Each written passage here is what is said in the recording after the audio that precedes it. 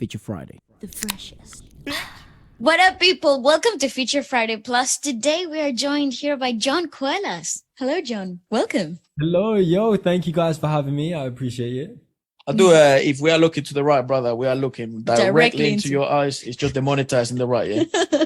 Yeah, I get you. But yeah, away from me, just like. no. But sorry, is that how it looks? We haven't even thought about that. It's just because it's a new setup. Apologies. But thank you so much for coming on. Definitely one of the artists as well that we really wanted to talk to you. Super intrigued about, yes. Because I mean, it seems now we were just talking behind the camera that I obviously noticed the British accent. So I am interested in kind of knowing your backstory into music. Yeah, take us all the way to the beginning. How did it all start? Yeah. Gosh, from the beginning. So yeah, I've always loved music. It's been like a passion of mine since I was a kid. But I used to play football growing up. Of course you did, if you're from Cambridge. Yeah. Yeah, so I played football. And my passion for music, I always hid it because I was surrounded by this like kind of toxic masculinity, you know, so I just had this passion burning inside of me, but I never wanted to show anyone until the day I left college. When I left college, I was like, what am I doing with my life? I love music. Why am I hiding something that I love so deeply? And for what? Because people might say something. So yeah, I decided to just be like, I'm gonna do music. And then nice. I went out once. I went to a bar. I went drinking with some friends, and there was some music playing in the background, and I started singing along. And this girl came up to me, and she was like, "Oh wow, John, you can sing. You should meet my manager." And I was like, "What?" Out of nowhere. Out of nowhere. So then I was like, okay. And then like the next few days, I met her manager, and then 2 months on from then, I went on to X Factor. So yeah, from doing absolutely nothing, no music at all, just having this hidden desire for it, to then being in front of all these people. That's how it started. Okay, now you have to build up on that story because that is crazy.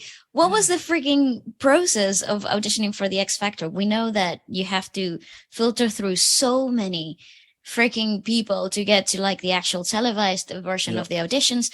How was that whole experience for you? The whole experience was incredible, but yeah, like you said, there is so many stages. Yes. Along the way, I met thousands and thousands of people, and I'd meet them, go to the next stage expecting to see them, and they weren't there. Yeah.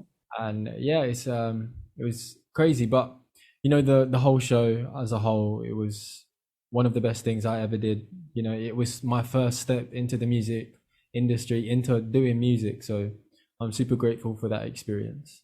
You know, it's intriguing. Obviously, as lads growing up and stuff, you might feel like you have maybe inspiration, gifts, passions, love for certain things, but then you feel like kind of your surroundings don't kind of agree with them. Maybe it's not even agree. I think it's more of they may not enhance those parts of you, and sometimes the best thing to do is kind of just to isolate yourself from those people. But it's also odd because they're also kind of like your friends. That's right. But it's also weird because there's a side of you that you feel that's kind of like dormant or maybe dying. So it must have felt very rewarding when, even though it probably was scary as hell, you know, all of a sudden stepping in big crowds, big stages, it did probably felt cathartic to a certain extent, I presume. Yeah, I mean, I couldn't have put it better myself. It was crazy, and I had all these thoughts and all these worries about the people that I knew from playing football, and just was so worried about what they would say. But then after I stepped out on that stage, you know, loads of the lads, they congratulated me. They were just like, "That's great. Well done, you done great." So it was super nice to know that regardless of whatever your passions is, and this is for anyone listening, you know, if you have a passion, if you have a desire or a creative thing that you want to do, just go for it. It doesn't matter what people think, as long as you're happy, because at the end of the day, this is your life and you're the one that needs to be happy. So it's also hilarious how, like, when you're growing up or when we're all growing up, you kind of attribute to that small bubble, because it is your life and it is our life, and you know, it's like your friends, your groups, but we seem to attribute so much power to those type of opinions and little comments and things, and then you're like, oh my god, I can't do this or I can't do that. That's right. And then I guess the older you go and the more mature you become, or even after you take the leap of faith, all of a sudden you start noticing, I bloody should have done this earlier. You know what I mean? It's like, now I'm the happiest I've ever been, you know? Yeah, exactly that. And I'm sure it's the same for you guys with doing like podcasts and stuff. You know, like I'm sure when you started, you were worried what your friends or what your family might think, but now you're just doing it, and you kill it. Now we get to talk to John. Yeah. I do mean it though. It's a big pleasure, man. No, absolutely. Actually, I was listening to some of your music like this past few weeks, and I was thinking, wow, there's a lot of like different sounds and different influences in the whole of your compositions, and I quite like it. And I like the idea of taking something so Western and mixing it with the whole Filipino culture. Take me through your writing process, if you do write, and what is that for you? Yeah, so all the music that's been released, I write myself. You Wonderful. know, the one thank you. The one goal I have when releasing music is for people to relate. I write my songs from a personal point of view, from real experiences. So I'm not just making up stories. I don't want to just write about anything. I want it to be something that I have experienced, and I want people to, if ever they have been through that same situation, I want them to relate in their own lives. So yeah, the process always starts with the concept. So say for example, I've been through a breakup, and there's something about that breakup that stands out significantly. I write that down, I'll make a concept, and then I try and tell a story, then whack out the guitar or the piano and get to writing. That's awesome. That's probably why your compositions feel so grounded, and I guess that also probably leads to the next question, which is, what's that like when you put your heart to exposed in that manner, and like your personal stories, basically they're being read by thousands of people. That's right. We have spoken to other artists, and this seems to be sometimes one of the conflicting natures of art, because it's like art is so personal, and it's also like a small diary that essentially haven't been made to the songs, but then these songs reach millions of people, but this is such a personal story. Do you ever feel like that, or am I just overthinking it? No, you're not overthinking it at all. That's definitely like something that goes through your head. You're just like, I've written this story, I have made this thing, and with the intentions of people listening, but then at the same time, when you take it back and you think about it deeply, I'm just like, now loads of people know, like, oh, John misses his ex-girlfriend. Or something like that. So, No, but it's true. Think about it from like the perspective of having some of your most personal thoughts, things that you might not even talk to anyone about. Public now. Yeah, now everybody else that gets to listen to your music knows about. How is that crazy vulnerable, or do you find strength in it?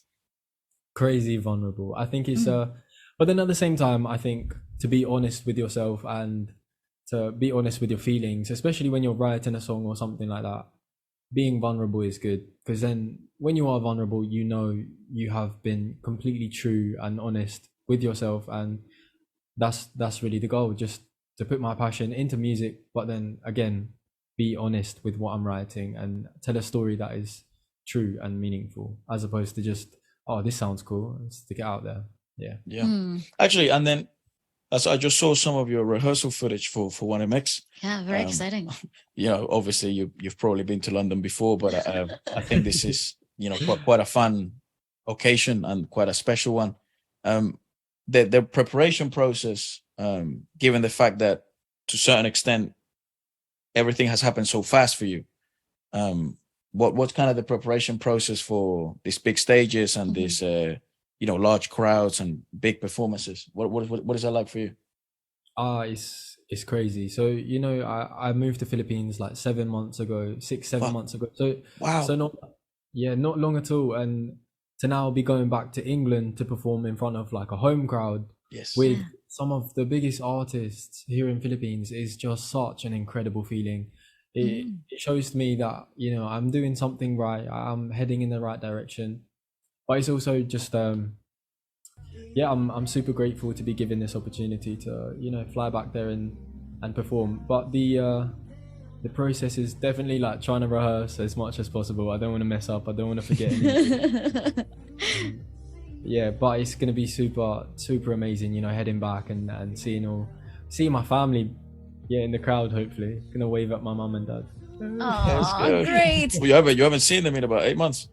Yeah, I haven't seen them in ages. Let's talk about that process of moving to the Philippines to further your career that perhaps you didn't even know that could go that far. How was that? You're working with Tasia at the moment, right? Yeah, so I'm signed with Tashi. So before signing with Tashi, I was in a boy band, and in the boy band, you know, we done loads of tours around England, Ireland, even came to Philippines for a month, which was amazing. Nice. But then once that boy band split up, it was a difficult one. I was like, what do I do now? Do I either stop singing? Do I stop doing music and just focus on other things, or do I continue? And I decided to continue. So I wrote loads of songs, got an album ready, and then I like reached out to different labels, and I was getting offers. So there was some in England, there was one in America, and also Tashi in Philippines. Yep. And I decided Tashi is the one that I want to go with because I'm half Filipino, so it would be nice to go somewhere that actually means something to me. Definitely. And then yeah, I don't know, I just flew out here. I live by myself. I can't cook. I can't Damn, John. I know, bro. I know it's a bit mad, but it's a lot of fun. That's a bloody way to undermake it. Like, I live by myself. I can't cook. Yeah. Please help me. God damn, dog. To be completely honest, though, I must be absolutely. I reward that courage. That takes so much out of you. Another leap of faith, right? Another leap of faith. It's incredible. But it's paying off. Like, it's not just an uncalculated leap of faith. You know, I think Tazi is also a good choice. Moves. That man's a bloody genius. Yes. You know, he's under a good umbrella, and it's calculated risk, but I definitely congratulate and commend your bloody leaps of faith, man. Throughout your whole life, it has seemed, right? Like, when it comes to music, it has been like that. So maybe the first leap of faith was sort of going into auditions and thinking, what the fuck are my friends going to say? Right. You know what I mean? And then the second one is this, moving to the Philippines. You said, bruv, not even Tagalog? Yeah, not really. I can speak a little bit, konti lang, but, you know, I'm struggling understanding everything. So, you know, there's people that walk past me and they say something and I'm like, yeah. Not knowing a clue what they just said. Yeah. But yeah, as you said, leap of faith, you know, that's not even just in my life, in everyone's life. That's what you need to do. You need to take them risks. You need to go that extra mile. If you have a passion, if you have something you want to do, then just go for it. That's big respect. 20-ish? 22. 22. Okay. Oh, that's incredible. Again, I respect that a lot. Big shout out. That's incredible. It's also the time. I mean, I don't want to sort of put a cap on when you can take leaps of faith, because I'm sure people from all over them, you know, different demographics, you can always take a leap and it's never too late. There's so many great stories of people after their 40s, after their 50s, at 18, at 20. It's never too late. Certainly never too late, but it is, you're kind of like in that prime time of let's thread the needle. Let's see what we can make happen. You know what I mean? Yeah. I mean, I don't think I have that long left. I'm 22. I'm getting old already. Come on. It's only just beginning, John. It's only just beginning. Come on, dog. I'm 24. 22 is good. It's a good age. Yeah. What's it? Oh, you're getting worried about age. Okay, we want to talk about age. What's it like in the Philippines? Like, we obviously have a lot of viewers from the Philippines, and they always say, come visit and stuff like that. What is it like? And anything that has kind of stood out? The first thing I need to say to you is come to the Philippines. Yeah. Honestly, it's amazing. It's incredible. You know, the culture is just so different. The one thing I noticed is definitely it's not as developed as England. As you know, it's a developing country, right? Yep. Third world country, but you look around England, you see a lot of gloomy faces. You see a lot of people just serious, getting on with their day. But when you walk around the streets of Manila, when you drive around, you see there are so many people, and you can tell they don't have a lot of money, yet they are so happy, smiling, and grateful to be alive, grateful for everything that they have. So that's one great thing. But then Yeah, also it's such a beautiful country. I hosted a travel show the other week for the Department of Foreign Affairs, which was amazing. But yeah, I got to explore different parts of the Philippines, and the place just looks incredible. The views are stunning. Yeah. Oh, how wonderful. Well, that sounds like a dream. It's funny you say that. So we're from Venezuela, right? And also Venezuela is a country in a horrible situation. And even when we were growing up, we grew up in the industry. So since we were kids, I'm a drummer, I'm a percussionist, and I sing. And Vale sings, right? And we grew up all the way since I was 3 years old, playing up until I was 12 in big stages, touring all across the country. And that was one of the things that you notice. It's after you have it in perspective and we're in Europe and then you're in London and other countries. It's like, hold on a second. Venezuela is like a country that's like, it's in a horrible situation. And when we were touring and recording albums and going to TV shows, and then you go to different states, everyone definitely was broke as hell, but they never let it get them down. They always had a smile in their head. There was always a reason to be grateful, always a reason to be cheerful about life. Some of the happiest people I've ever met. And I do think it has to do with the weather, though. The weather definitely plays a role, I feel. Having a tropical weather must definitely help. But I also feel it's just culturally, their perspective, I guess, in Venezuela. I can't speak for the Philippines because I haven't been yet. I guess just the messages that people send us and stuff. And I guess I have you now to sort of corroborate. But it feels like happiness is number one. Everything else is number two, number three, number four. Happiness, family, friends, love. That's first. And then all the other materialistic BS that goes after.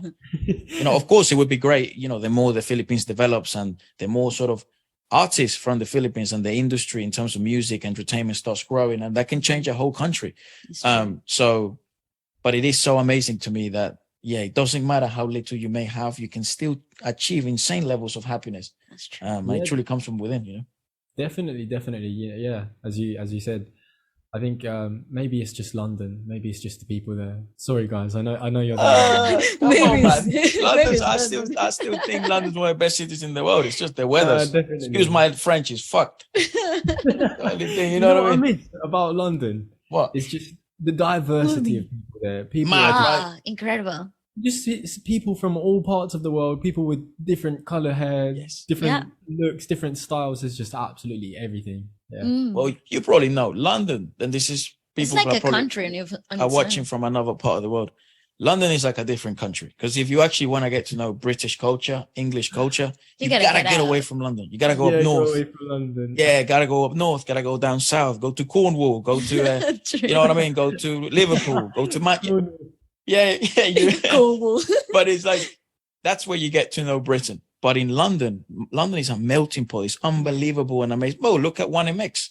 It's such I can guarantee you, because we know some of the people that are coming from the channel and to see you, to see KC, to see Easy Meal. They're coming from all over the world, bro. It's not just like the Filipino community. No, it's like everywhere. They're flying out to see these artists, and that to me is incredible. You guys are flag bearers of breaking boundaries and frontiers in music. And tell me about that. What are your musical influences when it comes to writing and portraying sounds and stuff? What type of music are you listening to? Yeah, what are you listening to? So what do I listen to? I listen to a lot. I don't know if you know Dave, the rapper. Well, from London. Yeah, from London. He's Dave, of course. Damn, you listen to Dave, dog? What the? I listen to Dave.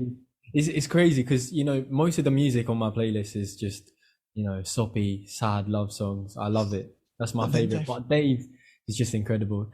But yeah, the influences for me are just people that write with feeling, with emotions and with genuine stories to tell. So again, Dave, he's great lyricist. Lyricist for days. I love the guy. Yeah. So yeah, probably Ed Sheeran. He's my favorite, biggest influence. Yeah. We do love a good Ed. He is great though. He is good. And are you listening to OPMs or Filipino music? Any artists that kind of stand out to you? Yeah, there's this one artist in Philippines. His name is Arthur Neri. Arthur, yeah, of course. Oh, you guys know? He's a friend. Yeah, he's a Freaking love we text every now and then because we review some of his music on the channel. Love Arthur. So I went to one of his concerts the other, like last month or maybe 2 months ago. What was that And like? I don't speak Tagalog properly. I don't fully understand the language. Anyway, he was singing this one song in Tagalog, and I just sat there in the audience, and I was just like, "Wow, I can feel the emotion." I didn't even understand what he was saying, but for me, it like touched me in a place. Sorry, not touched me in a place. It hit some heartstrings. So I was just like, "Wow, incredible!" Yeah. If I was you, I would have followed through with that comment. It touched me everywhere. Yeah. No, my bad. No, it's all right. We understood. We get it. Arthur's really good. I do think he's like one of like from a listening perspective as well. I don't speak Tagalog either. We don't speak Tagalog. I think the closest thing we can come to picking out certain words because we speak Spanish. Pangarap ko ang ibiging sisiw. I don't even know what I just said, dog. These are things that he picks up like literally just by titles of songs. Because I love OPMs, like I like Regine Velasquez and like Jaya and Sacked Up with Little Arthur. So I just pick up words randomly. Wow. Yeah. Yeah, but no, Arthur Neri, like discovering his music was one of those like really magical moments as well. I totally see what you mean. What about the crowds? Like we've never performed in front of a Filipino crowd either. You have what's that like? Yeah, I performed in front of Filipino crowds. You know, the fans, the people that support you here are just like next level. I think they are the strongest fan people that you can have. Nice. So if ever you guys are coming to the Philippines to do a show, then be prepared because get ready to get some love. They are just incredible. So supportive, and yeah, they go that extra mile. You know, there's people that support you that hide behind their phones and like your picture, or they like your video, they listen to your music or whatever craft you do.